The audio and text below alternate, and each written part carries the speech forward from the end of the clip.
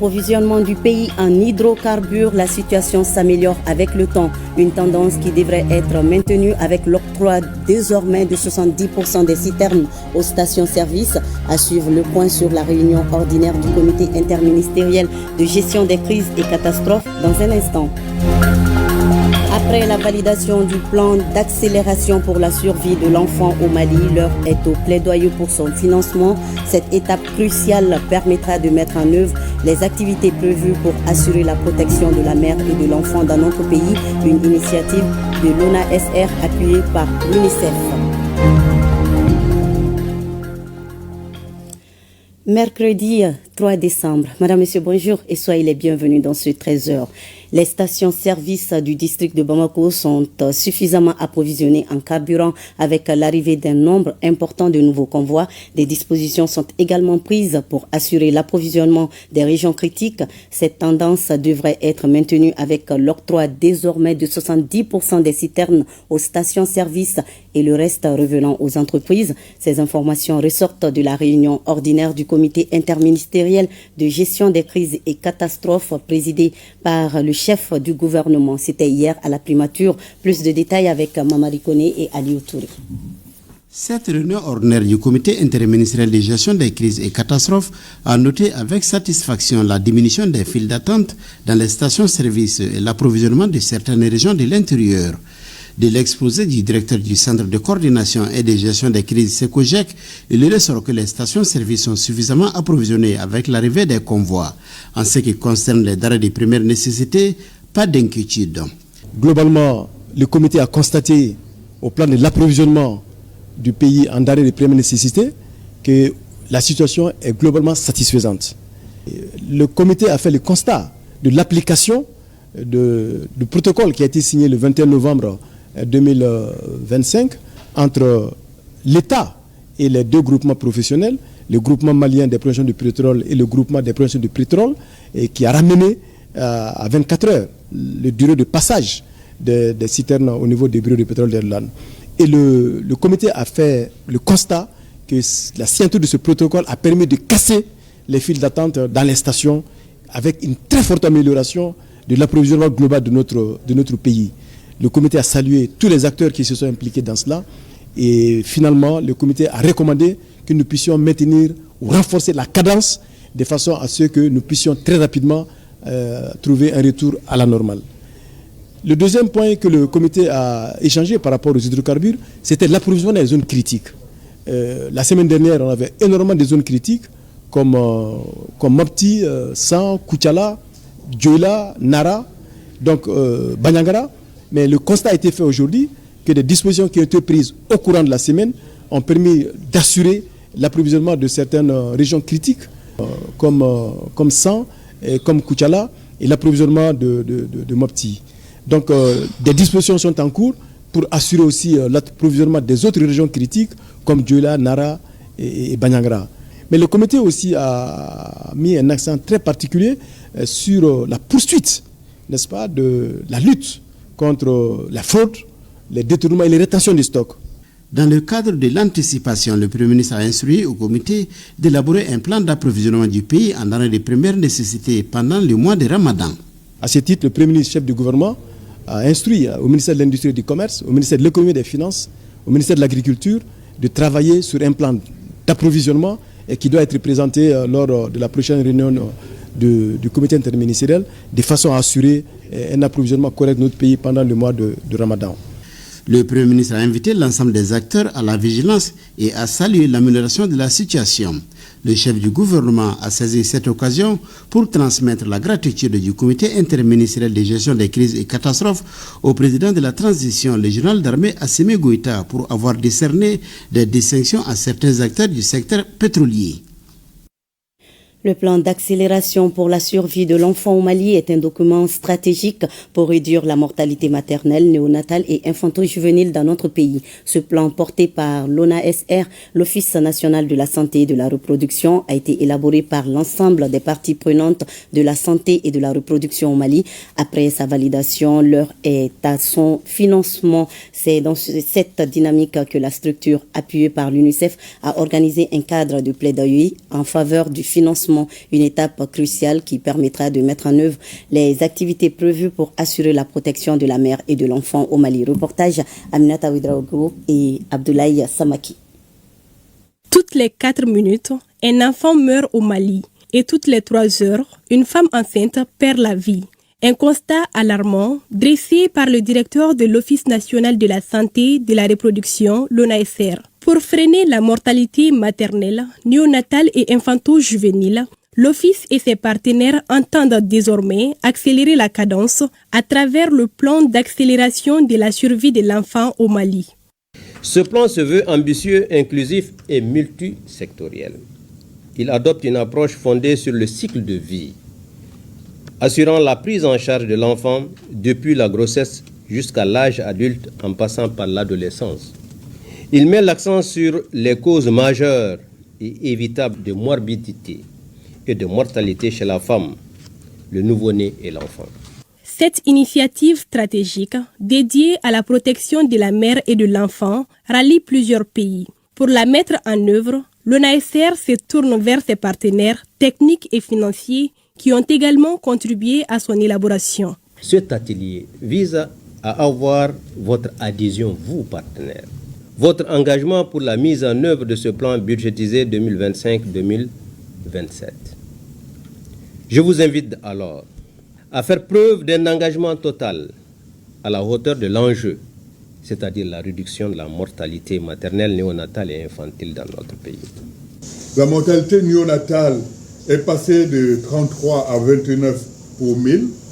La mortalité infantile de 54 à 52 pour 1000 naissances vivantes. Et la mortalité des enfants de moins de 5 ans de 101 à 87 pour 1000 entre 2018 et 2024.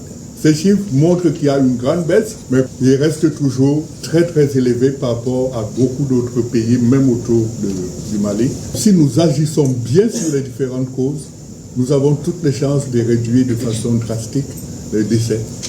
Ensemble, nous pouvons transformer ce plan en action concrète et garantir un avenir meilleur à chaque enfant du Mali. Ces travaux devront aboutir à la signature d'une charte, symbole d'un engagement solennel des différents signataires en faveur de la survie de la mère et de l'enfant au Mali. Campagne de mobilisation de fonds auprès des personnes de bonne volonté à Bougouni pour la construction d'écoles, bien sûr au bénéfice des enfants maliens. L'ONG Buldon s'y emploie dans ce sens. Elle vient d'organiser une soirée. L'initiative devra contribuer à mettre fin à la politique de la main tendue. Reportage Abdul Karim Konaté et Djibril Bakayo. Buldon, une organisation non gouvernementale. Malgré la cessation des financements extérieurs suite au retrait des partenaires financiers, l'ONG reste fidèle à son engagement auprès de sa population cible avec son ambitieux projet construire des écoles pour la promotion de l'alphabétisation fonctionnelle et la récupération des enfants hors école dans les communautés vulnérables. C'est à la faveur du lancement de sa campagne de mobilisation de fonds qu'elle a organisé cette soirée gala. La politique de la main tendue a trop duré. L'aide la plus sûre est celle qui vient de nous-mêmes.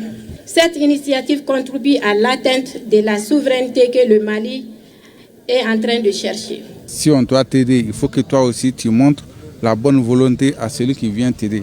Tout ce que Buldon est en train de faire, c'est des œuvres vraiment que nous apprécions à juste titre. Cette ONG spécialisée dans la construction des écoles existe au Mali depuis 1998 et a à son actif plus de 587 écoles réalisées dans plus de 500 villages dans les régions de Ségou, Koulikoro, Bougouni, Djouila et Sikasso. Ces écoles sont fréquentées par plus de 78 700 élèves. La marraine est très heureuse, très contente, très fière d'elle d'accompagner cette belle initiative de Buldon Mali, qui est vraiment une initiative de collecte de fonds pour dire vraiment aux bailleurs internationaux que nous-mêmes au niveau du Mali et au niveau de notre région, nous voulons vraiment contribuer à la scolarisation, à la construction des écoles vraiment de notre localité. Votre engagement est le moteur de nos progrès.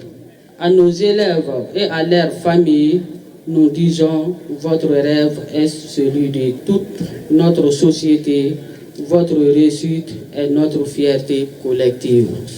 Des collectes de fonds auprès des personnes de bonne volonté qui ont pris part à cette soirée gala Des témoignages des élèves et enseignants sur les réalisations de l'ONG Bildon et des prestations d'artistes locaux et internationaux tels que Dussou Bagayogo et Van Guitar ont été d'autres temps de cette soirée gala. La ville de Sévaré, dans la région de Mopti, dispose désormais d'un complexe commercial doté de toutes les commodités. Ce joyau baptisé El Hadj Daouda Samba Yatassaye est l'œuvre d'un enfant du terroir d'Emba Yatassaye. L'infrastructure va offrir un cadre agréable de travail aux commerçants tout en boostant l'économie locale. Reportage à Boubacar Sangaré et Suleiman Tissouli. Deux niveaux, 3500 m², 272 boutiques, une mosquée, pour un investissement global d'environ 3 milliards de francs CFA. C'est la valeur chiffrée du tout nouveau complexe commercial El Hadj Daouda Samba Yatassaye, sis au marché de Sévaré. Ce joyau dédié aux activités commerciales soigne le visage architectural du centre commercial de la ville de Sévaré, une première du genre. Ce site habitait le magasin de la direction régionale de la santé qui était réellement dépassé. J'ai saisi la direction régionale au nom de la famille pour demander un échange avec eux et de leur proposer un autre site où ils peuvent avoir un nouveau magasin qu'on peut construire pour eux, pour avoir leur ancien site, pour faire ce bâtiment. C'est notre vieux père qui est le premier commerçant de Sévaré et le premier occupant de ce site. Un investissement qui permettra aux promoteurs de tabler sur un chiffre d'affaires annuel de plus de 114 millions de francs CFA. Les autorités communales et administratives et les fêtières des commerçants saluent l'initiative. Ce complexe commercial constitue une opportunité d'affaires, un pôle générateur d'emplois directs et indirects, une amélioration de la mobilité commerciale dans la ville de Mopti, un renforcement des recettes propres de la commune nécessaires pour financer nos services sociaux de base. Que les grands hommes ne perdent pas, ils vont se reposer. Les 10 fils d'Aouda viennent de démontrer ça en immortalisant leur papa, en dédiant ce complexe en son nom. La visite guidée des locaux a mis fin à la cérémonie. Concours d'excellence inter-école entre les élèves des écoles fondamentales Kalanso et Djammalé. La compétition a été faite en mathématiques et en dictée. C'est une initiative du groupe LAPER, une structure privée dans le but de contribuer à promouvoir l'excellence et aider les élèves à donner le meilleur d'eux-mêmes. Reportage d'Ossé Babadjara. Khadija Kansambara de l'école Djammalé et Ina Damile de Kalanso sont les lauréates du concours inter-école 2025 organisé entre ces deux écoles fondamentales. Elles ont eu respectivement comme moyenne 19,75 sur 20 en dictée et questions et 18 sur 20 en mathématiques. L'initiative est des groupes spécialisés dans l'optique LAPER. Nous commercialisons des lunettes, mais en dehors de ça, nous aidons divers secteurs. Donc nous avons décidé de faire ce concours cette année, spécialement pour mettre en compétition les élèves, afin de les permettre de montrer le meilleur d'eux-mêmes dans diverses disciplines comme la dictée et la mathématique qu'on a eu à faire. Après avoir été choisis par la paire pour participer à cette compétition, les deux écoles fondamentales ont à leur tour trié sur une base de compétences les 5 meilleurs élèves de leur classe de 7e année en mathématiques et en dictée.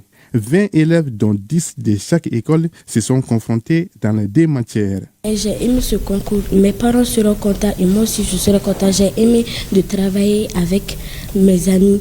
Et puis merci à Enco, Kalanso et la paire pour ce concours. Et on était très ravis d'accueillir à l'intérieur de notre école cette compétition. Le message, c'est d'encourager toujours les enfants à être curieux dans ce qu'ils aiment faire. Parce que ceux qui ont été choisis en mathématiques sont des élèves qui sont passionnés de mathématiques et pareil pour le français. Donc plus on va les encourager dans ça, mieux on aura des élèves compétents et mieux on pourra représenter le Mali à l'extérieur comme à l'intérieur du pays. Après la proclamation des résultats, les 3 premiers dans chaque matière ont eu chacun des trophées du mérite et des enveloppes symboliques. Tous les 20 élèves ont reçu des attestations de participation et des fournitures scolaires. Du 10 au 28 novembre dernier s'est tenue une exposition photo à la Maison africaine de la photographie. Cet événement est le couronnement de la mise en œuvre par l'UNICEF des activités du projet PAFEM, promotion de l'accès au financement de l'entrepreneuriat et de l'emploi au Mali dans les régions du centre et du nord du pays. Reportage Ibrahim Kaoukonate et Yeya Kone. Pendant plusieurs semaines, les œuvres photographiques des activités réalisées dans le cadre de la composante 3 du projet PAFEM dans les régions de Mopti, Douanzan, Gao, Tombouctou-Kidal et Taoudéni étaient à l'honneur à la Maison africaine de la photographie. Conformément à la vision du président de la transition, le général d'armée Assimi Goïta, dans Malikoura Nyeta Sira, Kabensan, Bafla, Ane Biworo, Ane Sabama. Vision qui ambitionne de bâtir un Mali souverain, inclusif, résilient, où la croissance économique profite équitablement à l'ensemble des citoyens. Le gouvernement du Mali a ciblé à travers cette composante du projet PAFEM les régions du centre et du nord du Mali, des zones souvent marquées par l'instabilité, mais riches en potentiel humain. L'objectif de cette composante était clair, c'est de renforcer l'inclusion financière, soutenir l'entrepreneuriat local, favoriser l'accès au financement et encourager la création d'emplois durables pour les jeunes et les femmes. À travers un film documentaire, l'assistance a pu comprendre l'impact réel de ce projet sur la vie de la population. Cette exposition n'est pas une simple galerie de portraits, elle constitue une empreinte visuelle et humaine de l'impact concret du projet dans les régions du centre et du nord du Mali. Elle raconte en images des parcours de transformation, d'espoir et d'émancipation économique et sociale portés par des jeunes et des femmes qui ont osé croire à un avenir meilleur. L'UNICEF reste aux côtés du Mali, déterminé à ouvrir pour un avenir où chaque enfant, chaque jeune et chaque femme aura les moyens de réaliser son potentiel. Sous le leadership du ministère de l'Économie et des Finances, l'unité de gestion du projet PAFEM reste déterminée à capitaliser les acquis et à poursuivre les efforts du gouvernement visant à renforcer le dispositif de l'employabilité, en particulier dans les zones vulnérables. Les ressortissants et sympathisants pour le développement de Yanfoïla réunis en association se sont retrouvés samedi soir au Palais de la Culture pour leur traditionnelle nuit annuelle. L'édition 2025 leur a permis de visiter la richesse et la diversité culturelle de Ouassoulo. Reportage Kassim Diallo et Julie Traoré. La nuit artistique et culturelle de Ouassoulo, c'est d'abord la rencontre des générations de la contrée. Ils étaient tous là, partageant les mêmes valeurs du terroir. Et c'est justement pour consolider ces vertus et les perpétuer que tous ont répondu présents. Et c'était donc parti pour une longue nuit de musique au son du djemé, du kamélingoni, bref, tous les instruments traditionnels qui ont vibré en harmonie avec tout ce qu'il y a de moderne pour tenir en haleine un public conquis. On a dédié cette année pour la réconciliation de tous les ressortissants du Ouassoulo. Voilà, pour qu'on puisse se donner la main. On a constaté que la musique du Ouassoulo en train de baisser, c'est pour rehausser. Nous sommes à la 3e édition. Cette nuit artistique permettra vraiment à préserver la culture du Ouassoulo et promouvoir vraiment le développement de notre cercle. Et sur la scène, des artistes comme Yoro Diallo, Kémé Sidibé, Mamadou Kamara ou encore Doussou Balo ont émerveillé l'assistance. En tant que doyen, je dois donner l'exemple pour encourager la nouvelle génération à travailler dur. Aux côtés de ces grands artistes qui ont vu le jour avant nous, on apprend encore une fois de plus, on est toujours à l'école et auprès des sages, on ne peut que cueillir les fruits qu'ils ont sémés. La nuit artistique et culturelle de Ouassoulo est un rendez-vous pour la promotion du savoir artistique du cercle de Yanfolila, mais aussi une occasion pour les initiateurs de célébrer tout court la mosaïque culturelle du Mali et le vivre ensemble. Qui dit la paix, dit aussi la musique. Parce que moi, j'ai tellement aimé la musique de Ouassoulo. Ouassoulo, c'est mon lieu de travail. Je suis partenaire avec Ouassoulo pour le développement de Ouassoulo et pour le développement de tout le Mali aussi. Un peuple sans valorisation de sa culture, c'est un peuple qui se perd. Le Ouassoulo a été une terre de culture. Et aujourd'hui, si tous les Ouassoulonké se réunissent pour célébrer cette culture, Cela veut dire que la culture du Wassoulou reste une culture qu'on doit revaloriser. La nuit artistique et culturelle de Wassolo 2025 s'achève sur ces notes d'un Mali où les fils et filles vont ensemble pour protéger et valoriser ce qu'ils ont en partage, leur riche culture. Et déjà, les organisateurs ont la tête aux préparatifs de l'édition 2026. Le Mali riche de sa culture, les fils de la commune de Tori, eux, ont célébré la toute première journée culturelle dédiée à leur terroir. Entre fierté Dogon, résilience face à la crise sécuritaire et engagement pour la paix, cette édition a mis en lumière une communauté unie qui voit dans sa culture un véritable levier de dialogue et de réconciliation. Une cérémonie riche en couleurs, ponctuée de manifestations folkloriques. Suivant le reportage de Bokari Koulibaly et Sidi Kibalo. Première édition de la journée culturelle des ressortissants de la commune de Tori, les fils de la localité se sont retrouvés pour célébrer la richesse de leur terroir. Nichée dans le cercle de Bankas, la commune de Tori est reconnue pour son important potentiel agricole et halieutique, mais aussi pour la force de son identité. Profondément enracinés dans la culture Dogon, ses habitants sont restés soudés malgré la crise sécuritaire qui a ébranlé tous les plateaux Dogon. D'où le choix du thème « Culture, facteur de dialogue social pour la paix et la réconciliation ». Nos peuples, Dogon, Pel, Dafi, Samoro, Bozo, Moïsi, Bamana, Soreille, Malingue et tant d'autres ont toujours su vivre ensemble, partager leurs traditions, leurs fêtes, leurs valeurs. Cette diversité n'est pas une faiblesse, c'est une force, un patrimoine précieux à préserver. Selon le représentant du ministre de la Culture, cette journée pensée comme un espace de partage, de transmission et de cohésion s'inscrit pleinement dans la dynamique nationale consacrant 2025 comme année de la culture. Nous savons bien qu'aujourd'hui, tout le Mali a besoin vraiment de la paix et de la réconciliation. Et la culture vraiment est un facteur qui peut faciliter cela, renforcer les tissus sociaux. C'est une première édition. J'ai dit aux organisateurs que c'est déjà une réussite. Défilés de mode, danse, chants et prestations folkloriques ont sublimé la diversité et la vitalité de la culture Dogon. Un rendez-vous que les organisateurs ambitionnent d'inscrire dans la durée pour renforcer la paix et la cohésion au sein de la communauté de Tori.